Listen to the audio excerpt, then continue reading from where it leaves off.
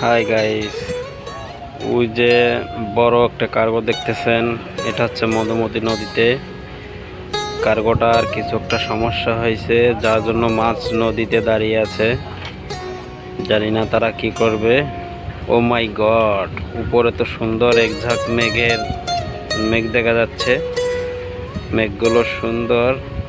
তারপরে একটা গাছের টলার আসতেছে, মানে চারা, যাকে বলে আমরা চারা। এদিকে মাছের একটা নৌকো দেখা যাচ্ছে, এতে করে মানুষ মাছ সংগ্রহ করে নিয়ে যায়। এই ট্রলারগুলো খুব দ্রুত বেগে চলে গাইস, খুব দ্রুত বেগে চলে। এই ট্রলারগুলো খুবই ভালো। এর চলাগুলো দেখলে খুব পিছন দিয়ে যে পরিমাণ ঢেউ আসে, মা গো মা।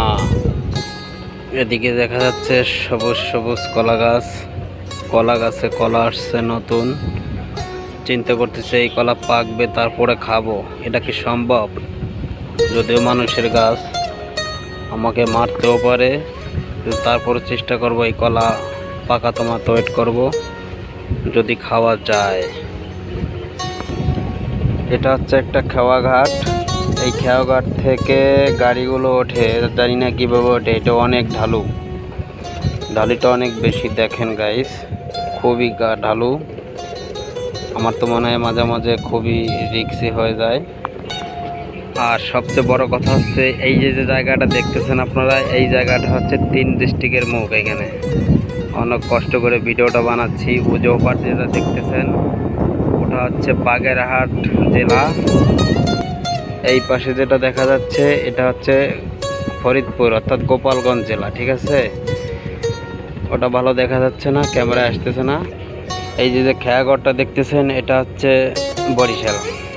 আমি যেখানে দাঁড়িয়ে আছি, এটা হচ্ছে বরিশাল। তো দেখেন গাইস, এই যে 3 ডিস্ট্রিক্টের মুখ।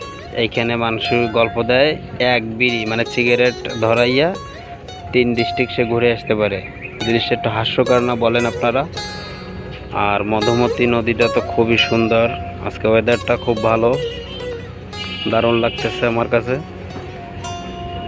জাহাজটা ওখানে এখনো ভিড়িয়ে আছে, জানি না ওর কি সমস্যা হয়েছে। তো ভিডিওটা আজকে এইটা মতই, বাই।